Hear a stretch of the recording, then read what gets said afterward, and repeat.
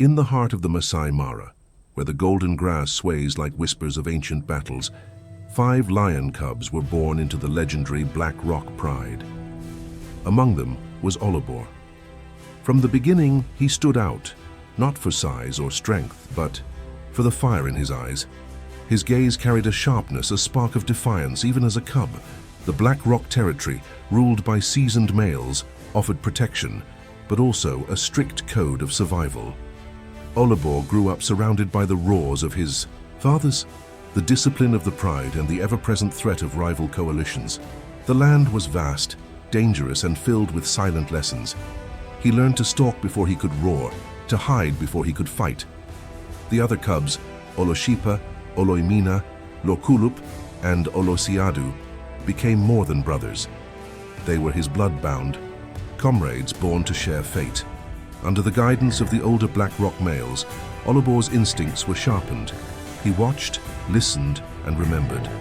Every scar he saw became a story etched into his mind. Every growl from the horizon reminded him that one day, he too would face what lay beyond. In the safety of Black Rock, life moved with rhythm and order, but deep within, something stirred. The world beyond called, and Olobor, though still young, had already begun to feel it. The safety of home could not silence the pull of destiny forever.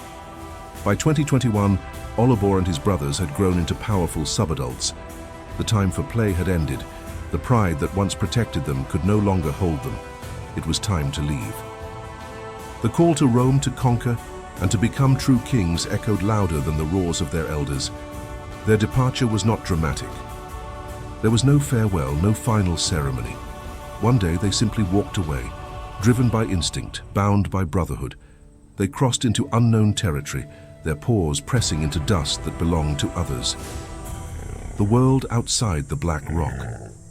Pride was lawless, and the first to feel their arrival was the Rongai territory. There a solitary male named Floppy Ear reigned. He was experienced, strong, and had weathered many challenges. But the presence of 5 young, united males was a storm he could not hold back.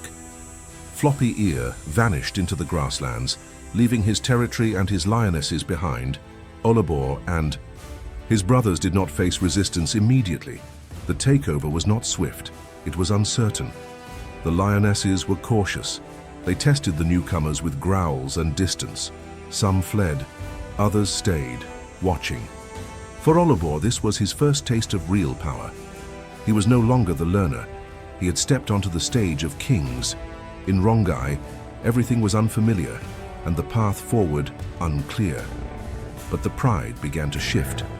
Slowly, the land whispered, a new name, Black Rock. And among those 5, Olobor's presence grew heavier, more commanding. The journey had begun. Hello guys. If you like our stories and haven't subscribed yet, support our work and subscribe to the channel to help us. Though the territory was theirs, the hearts of the Rongai lionesses were not. The land was unfamiliar, the days uncertain. The bond between the 5 brothers remained strong, but beneath that unity, Olobor began to feel the weight of the unknown. There was no roar of triumph yet, only silence and suspicion. Some lionesses resisted, others ignored them entirely. Olobor, who had been confident in his strength and fire, now faced a different challenge: acceptance. He wandered at the edge of the pride, often met with snarls from females who didn't yet recognize his authority. His brothers shared the burden, but the unspoken question lingered. Were they truly ready? For the first time, fear crept in. Not the fear of battle or death, but the fear of failure. What if the world outside Black Rock was not theirs to take? What if their brotherhood was not enough? At night, under the vast starlit sky, Olobor stared into the dark. The roars of distant lions echoed, but he remained still. The call to conquest had been answered, but now he questioned the cost. Though their fathers had remained behind, their presence lingered like dust in the wind. Olobor remembered them, stoic, scarred, unshakable. In moments of doubt, he drew from the memory of those kings who had once ruled Black Rock with tooth and claw. Their lessons were not gentle. They had taught him through silence, through the weight of a stare, through the pain of correction. But within those trials, a quiet strength had been passed down. The old kings had not just ruled, they had endured. They had protected, bled, and roared until the land knew their names. Olubor's mentor was not a living lion, but the echo of legacy. The discipline of his upbringing returned to him now. He began to patrol more often, challenge more boldly, and push harder for control. The lionesses slowly began to shift. Their resistance faded, replaced by recognition. And though Olubor did not know it yet, a deeper force was awakening within him, a sense of purpose beyond hunger and dominance. He was not just taking territory, he was stepping into a history. A line of rulers had shaped him, and now he would shape the Mara. As the weeks passed, resistance faded. The lionesses, once wary and distant, began to accept the presence of the Black Rock Boys. The territory of Rongai, once ruled by Floppy Ear, was now under the shadow of 5 new kings. It was not a swift victory, but a gradual shift in dominance. Silent surrender to power that would not be denied. With each day, the coalition moved deeper into Rongai. They learned the layout of the land, the hunting grounds, the rivers that carved through the savannah. They marked the territory with scent and presence, patrolling with a confidence that grew with every step. But the price of conquest was never. Though 2 young lions, offspring of the previous ruler, fell during the transition. Their deaths were brutal, a reflection of nature's harsh order. Olubor saw their bodies and felt no pride. It was a reminder that power always came through blood. Among the survivors, 1 young male would rise in time. Olkore, spared from death, forged in fear. The pride was now theirs, but it was only the beginning. Olubor was no longer just a roaming lion. He was now a ruler, responsible not only for brothers but for a legacy. The threshold had been crossed. There was no turning back. Rongai marked the start. But the hunger for more drove the Black Rock Boys beyond its borders. They expanded swiftly, pressing into new territory, Maji Yafisi, forcing out established males known as Maridadi and Kaka. Maridadi, a lion once known and feared, disappeared during the takeover. Some whispered he had fallen under the fury of Olubor's coalition. Others blamed the neighboring Kisinja males. But no truth ever surfaced.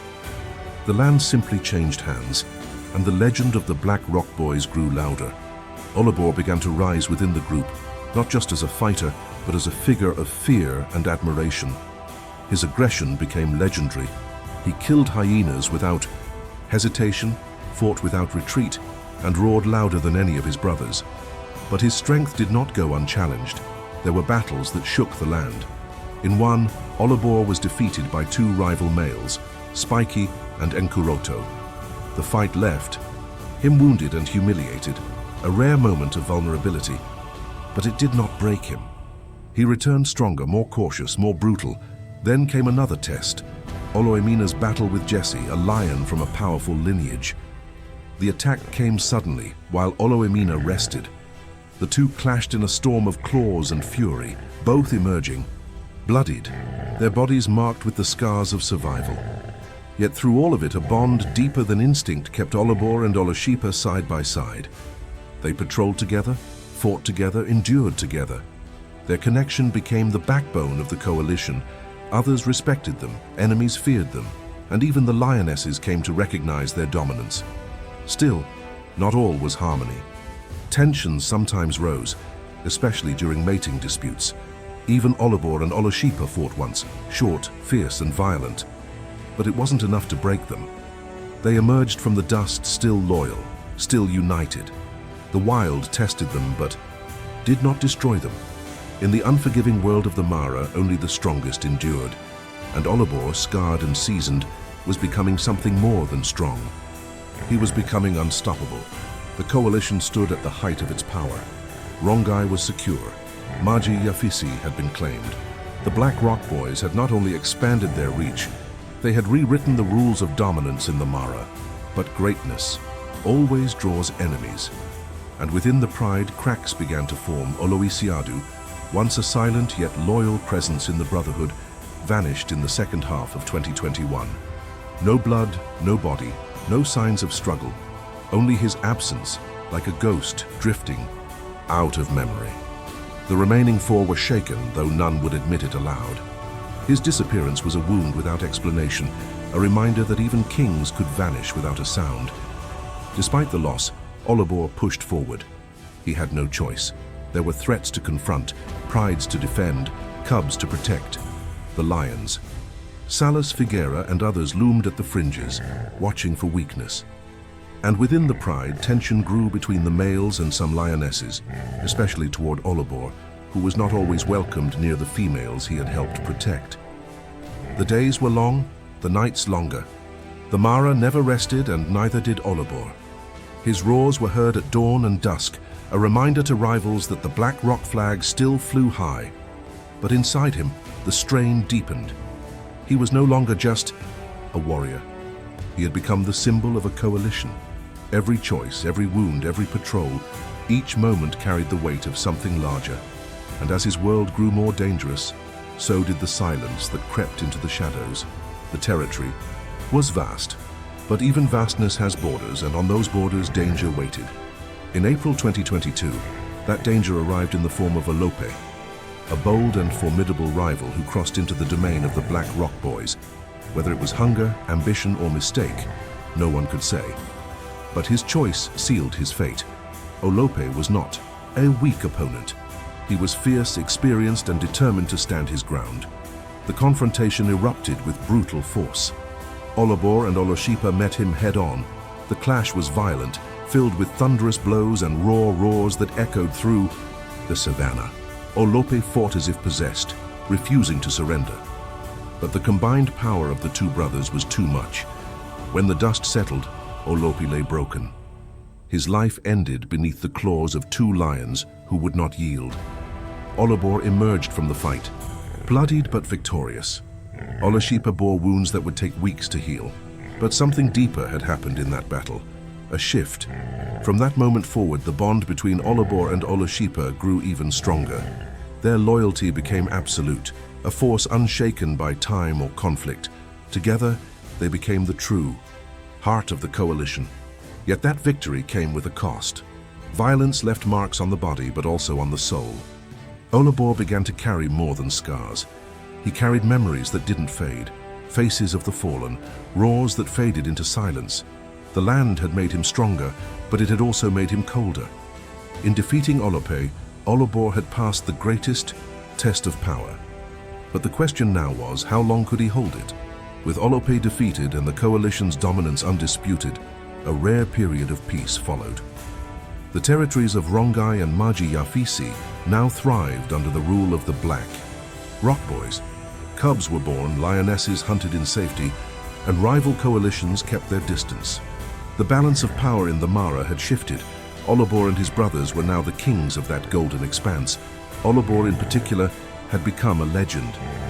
His presence alone stirred silence. His golden mane, scarred face, and unwavering posture turned him into more than a lion.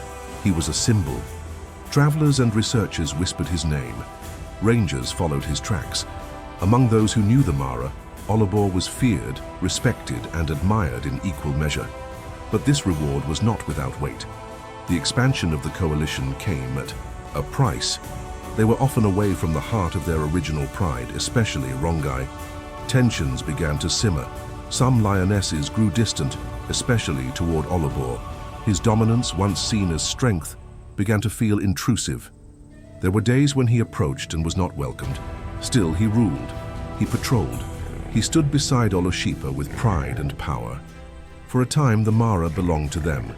Yet deep down, the stillness of success brought something unfamiliar to Olabor: restlessness.